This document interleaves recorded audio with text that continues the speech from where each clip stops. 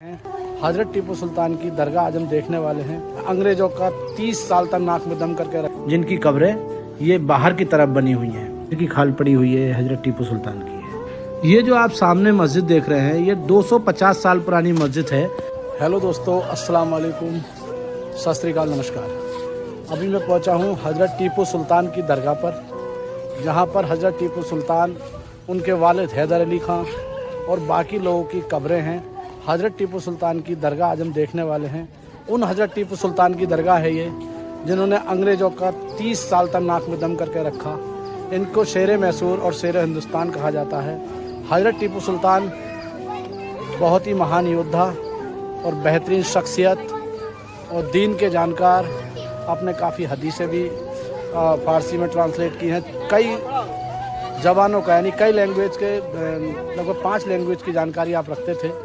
उन हज़रत टीपू सुल्तान जिनके नाम से ही अंग्रेज़ कांप जाया करते थे, वो हज़रत टीपू सुल्तान जिन्होंने ग़ुलामी पसंद नहीं की, वो हज़रत टीपू सुल्तान जिन्होंने ग़ुलामी ना पसंद करके जंग में लड़ते लड़ते इस देश के लिए, अपने स्टेट के लिए और अपने राज्य के लिए जान दे दी, कुर्बानी दे दी।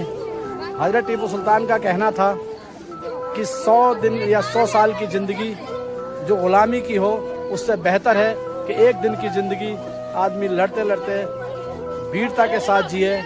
जैसे ही हम अंदर एंटर होते हैं तो हमें दोनों साइड ग्रीन नज़र आती है और लेफ़्ट साइड और राइट साइड में कुछ कब्रें नज़र आती हैं। हज़रत टीपू सुल्तान ने 4 जंगें लड़ी थी। अंग्रेज़ उनसे इतनी दहशत खाते थे कि जिसका कोई जवाब नहीं। अंग्रेज़ किसी भी हाल में हज़रत टीपू सुल्तान को हराना चाहते थे, जो उन्हें बराबर हार का। दोस्तों, दरगाह के बाद हम चलेंगे किले में जाकर हम आपको दिखाएंगे कि वो जगह जहाँ से अंग्रेज और मराठा अंदर हुए थे, और वो जगह भी आज आपको दिखाने वाले हैं जिस जगह पर इनका डेथ पॉइंट है, जहाँ पर इनकी बॉडी मिली थी। और मीर सादिक और मीर जाफ़र ने जो गद्दारी करके पिछले दरवाजे से अंग्रेज़ों को अंदर लेके आए थे, वो जगह भी दिखाएंगे आपको, जिसका कोई जवाब नहीं, जो देश के लिए अपनी जान दी। ये नदीमा बेगम की कब्र है, जो हज़रत टीपू सुल्तान की ताई मोहतरम थी। ये जो ऊपर है टॉम के पास, गुंबद के पास, जो बाहर की तरफ कब्रें बनी हुई हैं, ये इनके फैमिली मेम्बर्स की हैं। अंदर जो कब्र है जो ज़ियारत करने को आपको मिलेगी, वो हज़रत हैदर अली और शेर मैसूर हज़रत टीपू सुल्तान साहब की मिलेगी। चलिए अंदर दरगाह में चलते हैं। ये दरगाह का मेन डोर है, इससे अंदर जाते हैं। हम दरगाह के अंदर पहुँचे हैं और दरगाह के अंदर हमें 3 कब्रें नज़र आती हैं, जिसमें एक उनकी वालिदा की है, एक इनके वालिद की है हैदर अली की, और तीसरी कब्र जिस पे शेर की खाल पड़ी हुई है हज़रत टीपू सुल्तान की है। ये जो आप सामने मस्जिद देख रहे हैं ये 250 साल पुरानी मस्जिद है, जिसको मस्जिद अक्सा का नाम दिया था हज़रत टीपू सुल्तान ने, और ये उन्होंने अपनी ज़िंदगी में बनवाई थी।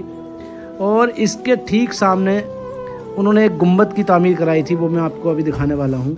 ये जो गुंबद है सामने, दरअसल ये इसके नीचे इनके वालिद की कब्र है। पहले वालिद का जब इंतकाल हुआ तो इसके नीचे इन्होंने दफन किया। बाद में जब इनकी वालदा का इंतकाल हुआ तब इस गुंबद को बंद कराया गया। पहले ये ओपन था।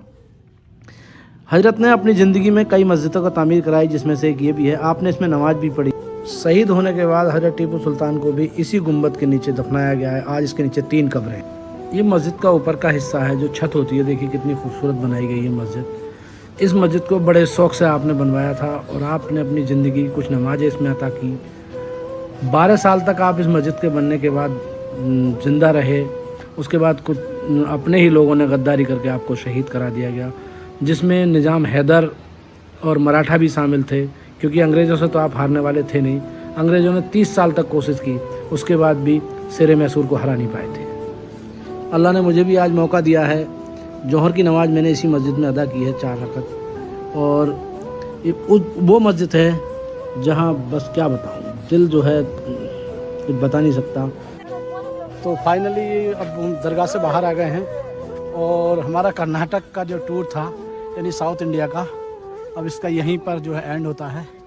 और आज शाम की फ़्लाइट है मेरी बेंगलोर से। अब मैं यहाँ से बेंगलोर निकलूँगा और ये दरगाह से हम लोग बाहर आ गए और यहीं हम साउथ इंडिया के टूर का आज अपने एंड कर रहे हैं। खुश रहिए, बाय, खुदा हाफिज।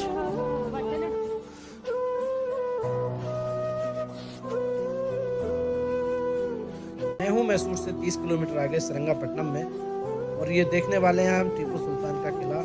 इसको हाथी गेट कहते हैं, इससे एंटर होते हैं। तो चलिए अंदर किले के दीदार करते हैं। ये बस स्टैंड है, पार्किंग है, लेकिन पहले ये रंगनाथा टेम्पल है। कौन सा टेम्पल है? रंगनाथा टेम्पल सामने नजर आ रहा है। ये भी फोर्ट के अंदर ही था ना। ये जो मेरे पीछे आप देख रहे हैं ना, वही मस्जिद नमाज अदा करते थे, और इस मस्जिद को जामा मस्जिद कहते हैं। ये सेरंगापट्टनम में है। और ये देखिए आज तो इतने महान योद्धा, इतने वीर, इतने क्रांतिकारी बनाई हुई मस्जिद को आज हम देखने वाले हैं। इस मस्जिद को देखने वाले हैं। इस मस्जिद को जामा मस्जिद कहते हैं, सेरंगापट्टनम जामा मस्जिद, और ये मैसूर से 30 किलोमीटर दूर है। बिस्मिल्लाहिर्रहमानिर्रहीम। मस्जिद के अंदर हम एंटर होते हैं। सबसे पहले हमें कुछ कब्रें नज़र आती हैं जो उस वक्त के मुअज्जिन की थी। इसमें 2 मीनार बनाए गए हैं और काफ़ी खूबसूरत मस्जिद है, 300 साल पुरानी है। अब हम सीढ़ी तक तो कुछ और ही नज़ारा है, माशाल्लाह बहुत खूबसूरत मस्जिद है। और इसको 300 साल पहले बनाया था हज़रत टीपू सुल्तान ने। आप इसी में नमाज अदा करते थे। आप 12 साल तक इसमें नमाज अदा करते रहे। उसके बाद क्या हुआ वो मैं आपको आगे बताऊंगा, पूरा जो माजरा है। अभी इसके अंदर बहुत ही खूबसूरत गैलरी है, माशाल्लाह पुराना डिज़ाइन डाला गया है इसमें। गेट खुलवा के देखते हैं मस्जिद के अंदर क्या है। माशाल्लाह माशाल्लाह। जैसे ही हम अंदर एंटर होते हैं, कुछ तख्तियाँ लिखी हैं जो फारसी में थी, और यह हज़रत टीपू सुल्तान के हाथ की हैं। और ये एक छोटा सा गेट नज़र आएगा यहाँ पर आपको। उस गेट के बारे में कहते हैं कि हज़रत टीपू ये रहा, ये हज़रत टीपू सुल्तान जो है इसी गेट से नमाज के लिए आया करते थे, ताकि आगे था ये पहली सब में, ताकि लोगों को परेशानी ना हो। कुछ और तख्तियाँ लिखी हैं, इसमें लिखा है कि मस्जिद तामीर कराने वालों को अल्लाह इसकी सज़ा देगा। ये बहुत ही खूबसूरत मस्जिद है, हज़रत टीपू सुल्तान द्वारा बनाई गई। मुसलमानों के लिए एक बहुत पीछे आप जो देख रहे हैं, इसको बॉर्डर गेट कहते हैं। ये वही मनहूस दरवाज़ा है जहाँ से कुछ अपने लोग मिल करके हज़रत टीपू सुल्तान के साथ गद्दारी करके इसी गेट से अंग्रेज़ों को अंदर लाए थे। और इससे आगे का जो पॉइंट है वो उनका दैट पॉइंट है जहाँ पर उनका इंतकाल हुआ था। चलिए इस दरवाजे के अंदर चलते हैं। गेट के अंदर चलने के बाद देखते हैं एक दीवार है पीछे जो कावेरी नदी से सटी हुई है। एकमात्र ये ऐसा रास्ता था किले का जिससे किसी को अंदर लाया जा सकता था। तो वक्त के गद्दार मीर सादिक और मीर जाफ़र 2 भाई थे, जिन्होंने मिलकर अंग्रेज़ों के साथ और मराठाओं के साथ इसी गेट से अंग्रेज़ा और मराठा को अंदर कराया था। थोड़ा आगे बढ़ेंगे, दिखाऊंगा मैं आपको दीवार, वो आज भी टूटी हुई है, जिससे कि अंग्रेज़ और मराठा अंदर आए थे और पीछे से लगा कर बात की। चलिए थोड़ा और अंदर चलते हैं, फिर मैं जगह दिखाता हूँ। ये सामने है, कुछ बना दिया गया है, लेकिन वो जो ठीक पेड़ के बगल में आप देखेंगे वहाँ एक दीवार टूटी हुई है। जो दीवार उस वक्त तोड़ी गई थी आज भी टूटी हुई है। ये ठीक ये पॉइंट है, यहाँ से अंग्रेज़ों को मराठाओं को लाया गया और पीछे से हज़रत टीपू सुल्तान पे हमला कराया गया और आपकी शहादत हो गई थी। तभी जा कर के ये किला फतेह हुआ था। 4 बार अंग्रेज़ हार चुके थे हज़रत टीपू सुल्तान से। ये वही दीवार है, ये मनहूस गेट की जो दीवार है अंदर की। अपने लोगों ने, मीर सादिक और मीर जाफ़र ने गद्दारी की, और जो हिंदू इनके सलार थे वो आखिरी टाइम तक आपके साथ लड़ते रहे। लड़ते लड़ते आप उन दोनों ने भी शहादत दी। और ये मीर सादिक और मीर जाफ़र जो थे वो कौम के गद्दार, देश के गद्दार, उन लोगों ने मिल करके इसी रास्ते से अंग्रेज़ों को अंदर किया। जब हम इस रास्ते से थोड़ा आगे चलेंगे इसी रोड पर, तो हमें पॉइंट मिलेगा डेथ पॉइंट, जहाँ हज़रत टीपू सुल्तान का लहू गिरा था, खून बहा था, जहाँ आपने शहादत दी थी। अब वो पॉइंट में आपको दिखाने लगा। ये वही जगह है जहाँ हज़रत टीपू सुल्तान शहीद हुए थे। ये सामने जो पॉइंट है ना, ये वाला जो आप देख रहे हैं, ठीक इसी जगह उनकी बॉडी मिली थी। क्योंकि वो जो पीछे आपने देखा था वो बॉर्डर गेट था, और वहीं पीछे से आकर के अंग्रेज़ों ने आप पर जो है हाथ लगाई थी। इसमें अपने लोगों का बहुत बड़ा सहयोग रहा था उनको इस किले को फतह कराने और उनको शहीद कराने में, वरना अंग्रेज हाथ मान चुके थे। ये वही पोर्ट है बिल्कुल जिस जगह पर आपको शहीद किया गया था। ये वो जगह है जहाँ इतने बड़े वीर योद्धा हज़रत टीपू सुल्तान को शहीद किया गया था।